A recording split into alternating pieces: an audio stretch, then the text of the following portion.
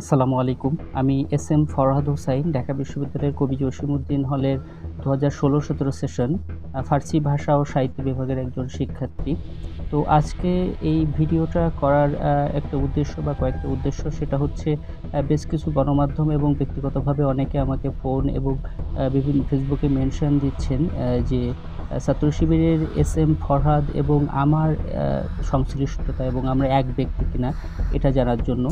ব্যাপারটা নিয়ে সম্প্রতি হচ্ছে কিছু মিসকনসেপশন সৃষ্টি হয়েছে সামাজিক যোগাযোগ মাধ্যম সহ মূলধারার কিছু গণমাধ্যমেও।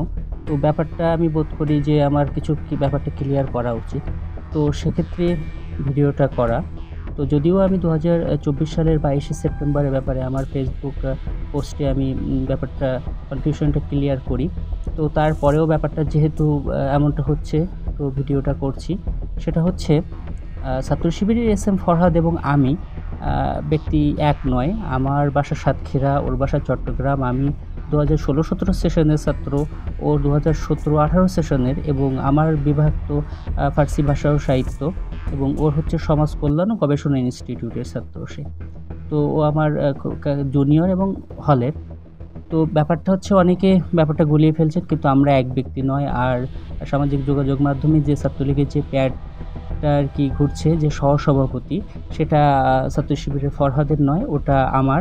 এবং অনেকেই জানতে চেয়েছেন যে আমার ছাত্রলীগ সংশ্লিষ্টতা এবং ২০২৪-এর যে গণ অভ্যুত্থানের আমার ব্যাপারটা আপনারা জানতে চেয়েছেন। সেটা হচ্ছে আমি ২০২৪-এর যে জুলাই মাসে যে আমাদের গণ অভ্যুত্থান হয়েছে, সেখানে ২০২৪-এর যে ১৪ই জুলাই, সেখানে আমরা ছাত্রলীগের যারা ছিলাম প্যাডে, তারপরেও আমরা বিদ্রোহী হয়ে এবং একযোগে পদত্যাগ করে ১৪ তারিখ আমরা হচ্ছে আন্দোলন করি। সেখানে আমরা তুমি কে আমি কে রাজাকার রাজাকার বলে ক্যাম্পাস প্রদক্ষিণ করি, এবং রাজু ভাস্কর্যে আমাদের এটার তীব্র নিন্দা ও প্রতিবাদ জানাই তৎকালীন প্রধানমন্ত্রীকে।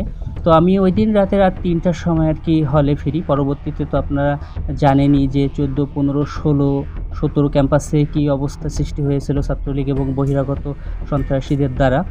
তো ১৭ তারিখের পর ঢাকার বিভিন্ন জায়গায় থেকে আমি আন্দোলনে অংশগ্রহণ করি। তো ব্যাপারটা হচ্ছে ছাত্রলীগের সাথে সংশ্লিষ্টতা বা ছাত্রলীগের সহসভাপতির যে ব্যাপারটা, সেটা হচ্ছে আমার সঙ্গে, কিন্তু এস এম ফরহাদের সঙ্গে নয়। সেটা আগেই বলেছি।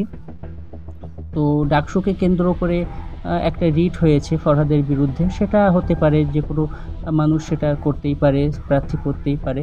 কিন্তু ব্যক্তি আমার সঙ্গে তার মিশিয়ে ফেলা কিংবা তার সঙ্গে অন্যকে মিশিয়ে ফেলে কিছু করা, এটা মনে হয় সুখকর কিছু নয়। তো এই জন্যই আর কি ভিডিওটা করছি, যে আমি ব্যক্তি ফরহাদ আর ওই ব্যক্তি ফরহাদ এক নয়। এটাই হচ্ছে মেইন কথা। তো প্রত্যাশা থাকবে যে যে কোনো বিষয়ের সুষ্ঠু এবং সুন্দর সমাধান হোক।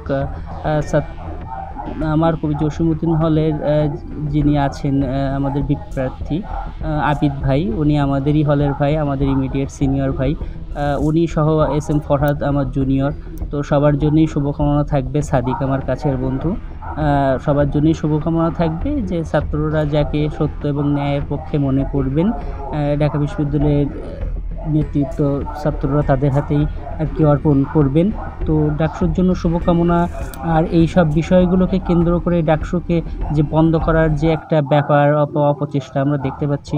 আমি ঢাকা বিশ্ববিদ্যালয়ের একজন ছাত্র এবং বাংলাদেশের একজন সচেতন নাগরিক হিসেবে অবশ্যই প্রত্যাশা করব যে ডাকসু কিংবা ছাত্র সংসদগুলো অবশ্যই কোনোভাবেই বন্ধ করা উচিত হবে না। তো সবার জন্যই শুভকামনা। আর যে মিসকনসেপশনটা সবার মাঝেই ছিল যে আমি ফরহাদ এবং ওই ফরহাদ এক কিনা, তো আমি হচ্ছে এস এম ফরহাদ হোসাইন, সে এস এম ফরহাদ। তো সবার জন্যই শুভকামনা থাকবে। দোয়া রাখবেন সবাই। আসসালামু আলাইকুম।